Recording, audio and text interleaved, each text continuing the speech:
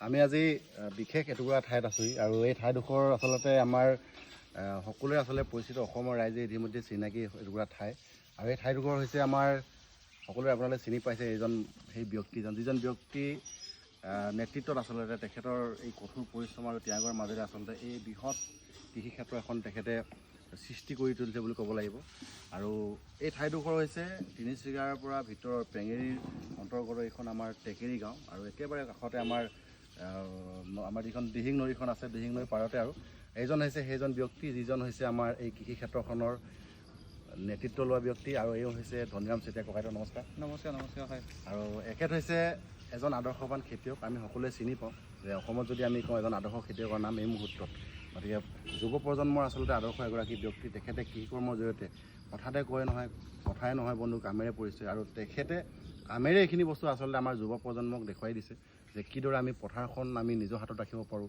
বজাৰখন আমি কিদৰে দখল কৰিব পাৰোঁ, তেনেকুৱা ধৰণৰ আচলতে প্ৰয়াস এই ব্যক্তিগৰাকীয়ে কৰিছে। গতিকে আমি SM ছিনিয়ৰ ছেকেণ্ডেৰী স্কুলৰ যিহেতু গৰম বন্ধ হৈ আছে, গতিকে আমাৰ ছাত্ৰ কেইগৰাকীমান আছে লগত, তেওঁলোকলৈ আমি আহিছোঁ, সদায় আহিব বিচাৰোঁ আৰু আমি অনাগত দিনত নিশ্চয় তেখেতে আমাক আমন্ত্ৰণ জনাই আমি তেখেতকো কৈছোঁ যে আমি অনাগত দিনত নিশ্চয় আহিম। গতিকে আমি অলপ কথা পাতিব বিচাৰিছোঁ। নমস্কাৰ। নমস্কাৰ নমস্কাৰ। পোনপ্ৰথমে আমাৰ এই ক্ষুদ্ৰ কৃষি ক্ষেত্ৰখনলৈ আপোনালোকক স্বাগতম জনাইছোঁ। হয়, এইটো খুবেই ভাল লাগিছে, যিহেতু মই প্ৰায় বিভিন্ন শিক্ষানুষ্ঠানৰ যিসকল শিক্ষাগুৰু তেওঁলোকক সদায় এটা কথা কৈয়ে আহিছোঁ, আমাৰ ছাত্ৰ ছাত্ৰীসকলক বা উঠি অহা প্ৰজন্মক বিদ্যালয়ৰ পাঠভিত্তিক শিক্ষাদানৰ সমান্তৰালভাৱে এই ক্ষেত্ৰখনৰ বিষয়ে অলপ হওক পৰিচয় কৰি দিব লাগে। কাৰণ আমাৰ আজিৰ তাৰিখত যিহেতু পূৰ্বৰ তুলনাত জনসংখ্যা দ্ৰুতগতিত বৃদ্ধি হৈ আহিছে, গতিকে সকলোৰে কাৰণে যে এটা চৰকাৰী চাকৰি সৌভাগ্য হ'ব সেইটো তেনে কথা নহয়। কিন্তু সময় শিক্ষা গ্ৰহণ কৰিব লাগিব। যে চবেই চৰকাৰী চাকৰি নাপাম বুলি যে পঢ়া শুনা ঢিলাই দিব সেইটো কথা কিন্তু নহয়, কিন্তু সময় শিক্ষা গ্ৰহণ কৰিব লাগিব। তাৰ সমান্তৰালভাৱে যাতে কোনোবাই যদি ভৱিষ্যতে কিবা এটা কাৰণত চাকৰি বিমুখো হয়, সেইসকলে এই এনেকুৱা ধৰণৰ কৃষি কৰ্মৰ লগতে হয়তো জীৱন যুঁজত অৱতীৰ্ণ হ'বলগীয়া হ'ব পাৰে। তাৰ কাৰণে আগতীয়াকৈ প্ৰস্তুতি অন্ততঃ এই ক্ষেত্ৰখনৰ বিষয়ে অলপ হ'লেও কিবা নহয় কিবা এটা জ্ঞান আয়ত্ব কৰি ৰাখিব লাগে। সেইটো কাৰণে বিভিন্ন সময়ত প্ৰায় কৈ থকা হয় যে আমাৰ বিদ্যালয়সমূহত বিশেষকৈ যিখন কিটচেন গাৰ্ডেন বুলি কোৱা হয় বা পাকঘৰ বাগিচা, তেনে সাধাৰণভাৱে ৰাইজে নখ যোগাইলে নৈ বৈ বুলি কথা এষাৰ থাকে। যিহেতু একোখন বিদ্যালয়ত 200-300 এনেকুৱা ধৰণৰ ছাত্ৰ ছাত্ৰী থাকে, গতিকে তেওঁবিলাকে হাতৰ কামৰ নিচিনাকৈ যদি কেতিয়াবা এটা দিনত পলিথিনতে 2-3 কেজি শুকান মাটি আনিলে, কেতিয়াবা এটা দিনত 2-3 কেজি গোবৰ আনিলে, প্ৰত্যেকৰ ঘৰে ঘৰেতো থাকিবই বা ওচৰে পাঁজৰে হ'লেও থাকিবই। আৰু কেইটামান থাৰ্মোকোল কাৰ্টুনত যদি গোটেইখিনি তেনেকুৱা ধৰণে কিছুমান বীজ অংকুৰিত কৰা হয়, কিছুমান পুলি ৰোপণ কৰা হয়, খুব ধুনীয়াকৈ এখন সৰু পাকঘৰ বাগিচা তেওঁলোকে গঢ় দিব পাৰিব। আৰু য'ৰ পৰা নেকি সময়ে কিছুমান কথা শিকায় বুলি কয় নহয়, যেতিয়া নিজেই পুলিটো ৰোপণ কৰিব, যেতিয়া নিজেই যত্ন কৰিব, নিজেই ছিঙি খাব পাৰিব, তাৰ সুভাষেই বেলেগ। তেনেকুৱা ধৰণে তেওঁবিলাকৰ মন মগজু সেউজীয়াৰ প্ৰতি ঢাল খাব বা তেনেকৈ সেউজীয়াৰ প্ৰতি আকৰ্ষিত হ'ব। আচলতে সেইটো কথা বিভিন্ন সময়ত কৈ ইতিমধ্যে সকলোৱে যিহেতু আহিছেই, অসমৰ বিভিন্ন প্ৰান্তৰ মানুহ আহে, ব্যক্তিসকলে আহে, বিভিন্ন ক্ষেত্ৰৰ পৰা আহে, বিভিন্ন ধৰণৰ নিউজ চেনেলবিলাক আহে, পৰ্টেলবিলাক, ইউটিউবাৰ, ছ'চিয়েল মিডিয়া ইনফ্লুৱেঞ্চাৰ সকলো আহে আৰু আপোনাৰ বাৰীডোখৰ বিষয়ে ইতিমধ্যে সকলো অৱগত। তথাপিও আমি চমুকৈ জানিব বিচাৰোঁ আপোনাৰ এই যিহেতু আমি ইতিমধ্যে ফুৰিলোঁ, আপুনি আমাক গোটেই ঠাইডোখৰ ফুৰালে, দেখালে আৰু আপোনাৰ যি কনিষ্ঠ সন্তান দিব্যজ্যোতি চেতিয়া তেওঁ আমাক খুব সুন্দৰভাৱে দেখুৱালে, খুব ভাল লাগিলে। আমি বিভিন্ন প্ৰজাতিৰ নাৰিকল, তামোল পাণ, আম, লিচু, ভোট জলকীয়া, অমিতা, কুঁহিয়াৰ, বিভিন্ন ধৰণৰ শাক পাচলি বা অন্যান্য ফল মূলৰ আমি খেতি দেখিলোঁ। গতিকে আপুনি যিহেতু কিমান এটা এৰিয়া আচলতে সামৰি আপুনি এইখিনি খেতি কৰে আৰু চমুকৈ যিহেতু আমাৰ ছাত্ৰ ছাত্ৰীসকলে এই ভিডিঅ'টো বা সকলো তেওঁলোক আছে, গতিকে এইখিনি সময়ত কোনবিলাক খেতি কৰিলে উপযোগী হয় তেনেকুৱা ধৰণৰ চমুকৈ অলপ। নিশ্চয়কৈ ইয়াত সদ্যহতে মই প্ৰায়বিলাক ঋতুকালীন শস্যৰ সমান্তৰালভাৱে উদ্যান শস্যৰ সমান্তৰালভাৱে কিছুমান আৰু দীৰ্ঘম্যাদী মূল্যৱান গছ গছনি যেনেকৈ মেহগনিৰ দৰে কিছুমান গছ গছনি লগোৱা হৈছে। তাৰপিছত তাত পশুপালন কৰা হৈছে, গৰু ছাগলী পালন কৰা হৈছে আৰু এই কামখিনি মই গোটেইখিনি জৈৱিকভাৱে কৰা হৈছে। সেইটো এটা আজিৰ তাৰিখত একদম লক্ষণীয় বিষয়, যিহেতু বিভিন্ন সময়ত আমাৰ কৃষকবিলাকে ৰাসায়নিক পদ্ধতিৰে কৃষি কৰ্ম কৰি আহিছে। ৰাসায়নিক পদ্ধতিৰে কৃষি কৰ্ম কৰিলেহে সঠিক বিনিময় পোৱা যায় বুলি এটা ভুল ধাৰণা লৈ আহিছে। কিন্তু সেই কথাটো নস্যাৎ কৰি মই জৈৱিকভাৱে খুব সুন্দৰকৈ সফলতাৰ দিশে অগ্ৰসৰ হৈছোঁ বুলি কৈছোঁ নিঃসন্দেহে। যিয়ে নহওক, এতিয়া আমাৰ যিখিনি আপোনালোকে যিহেতু দেখিলেই, সেই দেখি থকাখিনি আৰু তেনেকৈ প্ৰায়বিলাক শাক পাচলি, ফল মূল আৰু বিশেষকৈ এই সময়টো এতিয়া যিহেতু ঋতুকালীন শস্যৰ সমাগত, বিশেষকৈ ঠাণ্ডা ছিজনৰ যিখিনি কবি হওক বা লাই, মূলা, বিলাহী এইবিলাক হ'ব। এতিয়া ছেপ্টেম্বৰ মাহত মাটি প্ৰস্তুত কৰা হয়, জুলাই আগষ্টতে মাটি প্ৰস্তুত কৰা হয়। তাৰপিছত বীজবিলাক অংকুৰিত কৰা হয়, অক্টোবৰ মাহত ৰোপণ কৰা হয়। তাতকৈ আগতেও পাৰি তেনেকুৱা। আৰু কিছুমান দীৰ্ঘম্যাদী আছে, বিশেষকৈ যিবিলাক নেকি কুঁহিয়াৰ, অমিতা। কুঁহিয়াৰবিলাক প্ৰায় 3 বছৰলৈ কাটিব পাৰি, অমিতাবোৰ 3 বছৰলৈ ছিঙিব পাৰি। কিছুমান কবি বা তেনেকুৱা ধৰণৰ শাক পাচলিবিলাক এবাৰে কাটি এবাৰে শেষ হৈ যায়, গতিকে তেনেকুৱা দীৰ্ঘম্যাদী কৃষি কৰ্ম কৰিব পাৰি। এতিয়া আপোনাৰ আমি ভিডিঅ'বিলাক চাওঁ বা ছ'চিয়েল মিডিয়াত গম পাওঁ, খুব এটা ভাল আপুনি কিছুমান যিহেতু জৈৱিক, সম্পূৰ্ণ জৈৱিক পদ্ধতিৰে গোটেইখিনি খেতি কৰা হয়। জৈৱিক কৰিলে আমাৰ স্বাস্থ্যও ভালে থাকে আৰু সেইখিনি বহুত যথেষ্ট লাভান্বিত আৰু খুব এটা প্ৰাকৃতিক পৰিৱেশ। আচলতে এই ঠাইডোখৰলৈ যিজন ব্যক্তি আহিব তেওঁৱে আচলতে এই ঠাইডোখৰ উপভোগ কৰিব, যিটো সৌন্দৰ্য প্ৰাকৃতিক পৰিৱেশ একেবাৰে দিহিং নৈ পাৰত। এইফালে আমি দেখিলোঁ চাংঘৰ আছে, চাংঘৰত বহি আমি গোটেই পৰিৱেশ দেখিছোঁ, খুব এটা মনোমোহা প্ৰাকৃতিক পৰিৱেশ। আৰু সেইকাৰণে চাগে ইতিমধ্যে অসমৰ বিভিন্ন প্ৰান্তৰ মানুহ ইয়াত আহি তেওঁলোকে উপভোগ কৰে এই দৃশ্যবিলাক। আৰু আপোনাৰ আৰু এটা বস্তু আমি দেখি পাওঁ, খুব ভাল লাগে। আজি আপুনি ইয়াৰ যিখিনি কৃষি কৰ্ম কৰিছে, ফল মূল, তাৰে প্ৰায় যথেষ্টখিনি আপুনি ফল মূল পশু পক্ষীৰ কাৰণে আপুনি ৰাখি দিয়ে। সেইটো হয়, সেইটো আটাইতকৈ গুৰুত্বপূৰ্ণ। এই গোটেই চাৰ্কুলটো বা পৰিৱেশটো মই প্ৰায় কিছু বছৰে এটা প্ৰচেষ্টা বুলি ক'ব লাগিব। এটা কথা, যিহেতু জৈৱিকভাৱে এইটো কাৰণেই কৰা হৈছে, আমি কেৱল নিজৰ কথা ভাবিলে নহ'ব, আমি মাটিখিনি, পানীখিনি, বতাহখিনিৰ কথাও ভাবিব লাগিব, চৰাই চিৰিকটিৰ কথাও ভাবিব লাগিব, যাক জৈৱ বস্তুটো অক্ষুণ্ণ ৰখা। কিন্তু 100% সেইখিনি অটুট ৰাখিবলৈ সক্ষম হোৱা নাই। আমি বিভিন্ন কাৰণত বা নিজৰ ক্ষুদ্ৰ স্বাৰ্থৰ বাবে কেতিয়াবা কিছুমান পোক পতংগ অনিষ্ট কৰিবলগীয়া হৈছে, তথাপিতো চেষ্টা চলাই আহিছোঁ। সেইকাৰণে আগৰ পৰাইতো মই প্ৰায়খিনি মানে 100% মাটিত তেনেকৈ বিনা কেমিকেল কৰিছিলোঁ। এতিয়া সেই ওপৰ ভাগতো কিছুমান ইনচেক্টিচাইড সেইবোৰ জৈৱিকভাৱে ব্যৱহাৰ কৰিছোঁ।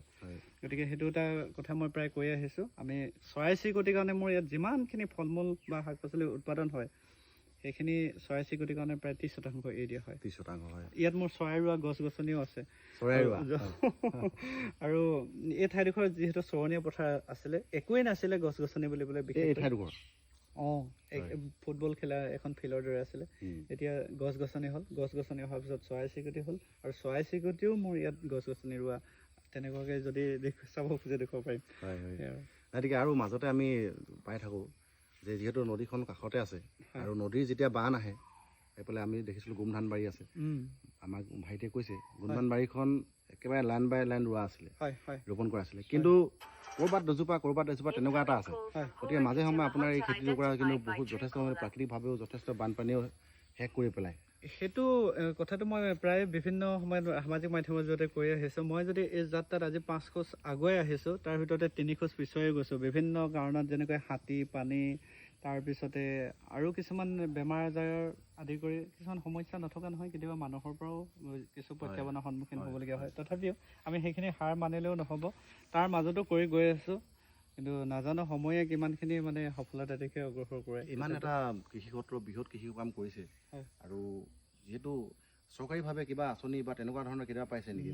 সেইখিনি মই একেবাৰে নাই পোৱা বুলি নকওঁ, কিন্তু আজিৰ দেশত যিমানবিলাক অভিলাষী আঁচনি আছে, আমাৰ দৰে মানে যি সেউজীয়া সপোন দেখি থাকোঁ, তেনেকুৱা এজন লোকৰ ক্ষেত্ৰত সেইখিনি যথেষ্ট নহয়।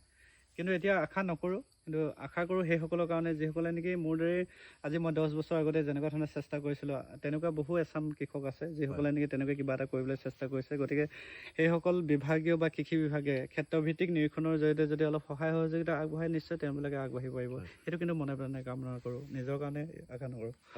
এতিয়া নতুন প্ৰজন্মই, যিহেতু আমি নতুন প্ৰজন্ম, আমি আহিছোঁ, আমাৰ ছাত্ৰসকল আহিছে, বিভিন্ন বিদ্যালয় মহাবিদ্যালয়ৰ পৰা আহে, আমি দেখি থাকোঁ। সেই ছাত্ৰ ছাত্ৰীসকলক লৈ পিনে আপুনি তেওঁলোকক কি বাটেৰে, যিহেতু চাকৰি বাকৰি বা অন্যান্য ক্ষেত্ৰত ব্যৱসায় বাণিজ্য কৰিব, সমান্তৰালভাৱে এই কৃষি ক্ষেত্ৰখনৰ জৰিয়তে বা তেওঁলোকে কি ধৰণে আগবাঢ়িব পাৰে, আপুনি তেওঁলোকক কেনেধৰণৰ আগবঢ়াৰ মানে আপোনাৰ অভিজ্ঞতাৰ ফালৰ পৰা আপুনি কি ক'ব বিচাৰিব? সেইটোতো বাৰে বাৰে কৈয়ে থাকোঁ, তেওঁবিলাকৰ ওপৰতে আজি আমাৰ ভৱিষ্যত। আমাৰ ভৱিষ্যত মানে তেওঁলোকৰ ওপৰতে আজি তেওঁলোকে যোন দিশে গতি কৰে, সেই দিশে আমাৰ সমাজখন হ'ব। বিশেষকৈ এই যে মই ক'লোঁ যে জৈৱিক পদ্ধতিৰে কৃষি কৰ্ম কৰাৰ কথাটো, আজি আমি যেনেকুৱা ধৰণে কৰি আছোঁ বা আমাৰ দৰে আন ব্যক্তিসকলে ৰাসায়নিক পদ্ধতিৰে কৰি আহিছে, মাটিৰ কাৰণে, পানীৰ কাৰণে, বতাহখিনিৰ কাৰণে বিশেষভাৱে প্ৰভাৱ পৰিছে, মানুহৰ স্বাস্থ্যৰ কাৰণেতো প্ৰভাৱ পৰিছে। আজি আমি এইটো বয়সতে কিমান ৰোগীয়া, আমি যদি এইটো গতিত কৰি গৈ থাকোঁ, তেতিয়াহ'লে ইহঁতৰ দৰে জেনেৰেশ্যনৰ বা আগলৈ আৰু বিপন্ন বা আৰু বিপৰ্যয়ৰ সন্মুখীন হ'ব লাগিব। গতিকে এই যে এতিয়া যিটো পদ্ধতিৰে মই কিবা এটা প্ৰচেষ্টা অব্যাহত ৰাখিবলৈ চেষ্টা কৰিছোঁ, সেই কথাবিলাক এওঁলোকে আজিৰ তাৰিখত অনুকৰণ কৰাটো বা তেনেকৈ প্ৰচেষ্টা অব্যাহত ৰখাটো খুব গুৰুত্বপূৰ্ণ বিষয়। আপুনি যে আজি ক্ষেত্ৰভিত্তিক নিৰীক্ষণ কৰিবলৈ ইয়ালৈ আনিছে, মই আশা কৰিছোঁ অনাগত দিনত আৰু এনেকুৱা কিছুমান কৃষিভিত্তিক ক্ষেত্ৰলৈ লৈ যাব, যিসকলে নেকি সঁচাকৈ মাটি, পানী মানুহৰ স্বাস্থ্যৰ প্ৰতি লক্ষ্য ৰাখি কৃষি কৰ্ম কৰিছে। কিন্তু কোনোবাই দুটকামান টকাৰ কাৰণে ৰাসায়নিক পদ্ধতিৰে কৃষি কৰ্ম কৰিছে, লমালমে লাগিছে, সেইটো কিন্তু মই সমৰ্থন নহয়। গতিকে আচলতে যিসকলে নেকি নিজৰ ভৱিষ্যত প্ৰজন্মৰ কাৰণে কিবা নহয় কিবা এটা থৈ যাবলৈ বিচাৰিছে, সেইসকলৰ ওচৰলৈ আপুনি নিব। তেওঁলোকৰ যিখিনি ব্যৱসায়িক জ্ঞান সেইখিনি অলপ ভাগ বতৰা কৰিবলৈ বা আয়ত্ব কৰিবলৈ আপুনি চেষ্টা কৰাব তেওঁলোকক। সেইখিনিকে ক'ব বিচাৰিছোঁ। আৰু এটা কথা, যিহেতু অলপ দেৰি আগতে ক'লোৱেই যে সকলোৰে বাবে এটা চৰকাৰী চাকৰি সৌভাগ্য নহ'ব পাৰে। গতিকে অনাগত দিনত যেতিয়া চাকৰি বিমুখ হ'ব, তেতিয়া যাতে এই ক্ষেত্ৰখনত মোৰ গুজি কিবা নহয় কিবা এটা কৰিব পৰাকৈ এতিয়াৰ পৰা যাতে অলপ প্ৰস্তুতি চলাব লাগিব। এষাৰ কথা আছে যে ভৰিয়ে পিছলি পৰিলে ভেজা দি হ'লেও মানে ৰখিব পৰাকৈ, যাতে এই ক্ষেত্ৰখনত যদি অলপ হ'লেও কিবা এটা কৰে তেওঁবিলাকে বিদ্যালয়ৰ পাঠভিত্তিক শিক্ষাদানৰ সমান্তৰালভাৱে, তেতিয়া ভৱিষ্যতে কিবা নহয় কিবা এটা কৰিব পাৰিব মানে। কাৰণ আমাৰ অসমখন বহিৰাজ্যৰ তুলনাত এনেকুৱা এখন ৰাজ্য য'ত নেকি যিমানবিলাক কৃষি কৰ্ম ভাৰতবৰ্ষত চলি আছে নহয় বা সম্ভাৱনা আছে, তাতোতকৈ সম্ভাৱনাময় আমাৰ এই ৰাজ্যখন। মন গ'লে চন, আজৰিলে বন, বাকৰি মাটিতে ধন বুলি কয় যে, তেনেকৈ মানে বহুত কৰিব পৰা সম্ভাৱনা আছে। যেতিয়া প্ৰথমে যেতিয়া একেবাৰে ফাৰ্ষ্ট টাইম কিমান বছৰ হ'ল আপোনাৰ এইখন মোৰ প্ৰায় 15 বছৰ 15 বছৰ ইয়াত নাই হোৱা। অৱশ্যে মই কৃষি কৰ্ম কৰাহে 15 বছৰ 17 বছৰ হৈছে। ইয়াত মই 13 চনৰ পৰা আৰম্ভ কৰা, উদ্যান হৈছে 13 চনৰ পৰা, মোটামুটি 13 বছৰ। তো সেই যেতিয়া আপুনি প্ৰথম যেতিয়া 13 চনৰ পৰা কৰিছিলে, প্ৰথম যেতিয়া ডাঙৰ ঘাপটো বা কোৰ যেতিয়া মাৰিছিলে, তেতিয়া আপুনি ভাবিছিলে নেকি যে আজি অসমে আপোনাক চিনি পাব, অসমৰ বিভিন্ন ঠাইৰ ইমান জনা শুনা ইমান অভিজ্ঞ ব্যক্তিসকল, বিভিন্ন ক্ষেত্ৰৰ ব্যক্তি আহে, নিউজ চেনেল আহে, অন্যান্য ক্ষেত্ৰত। সেইদিনা আপোনাৰ NKTV আমাৰ অনুপম দাৰ এটা ভিডিঅ' আহে, আপোনাৰ টেলিফোনিক এটা পাইছিলোঁ।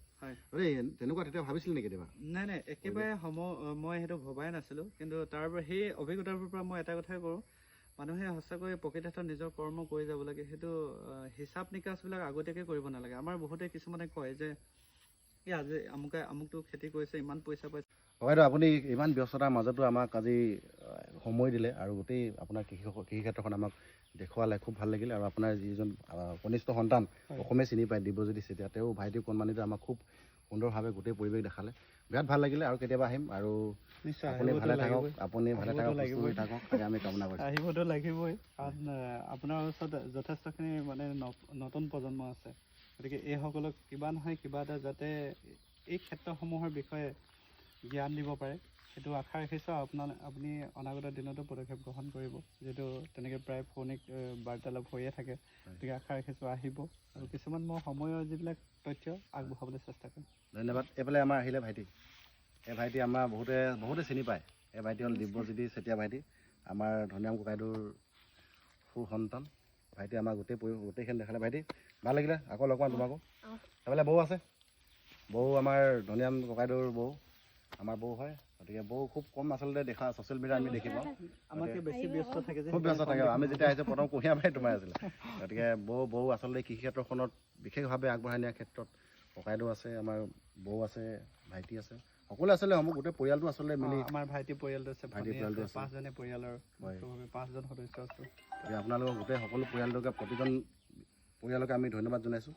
আপোনালোকে সুস্বাস্থ্যৰ গৰাকী হওক আৰু এনেদৰে আমাৰ নতুন প্ৰজন্মৰ আদৰ্শ হৈ কাম কাজ কৰি যাওক, তাই কামনা কৰিছোঁ।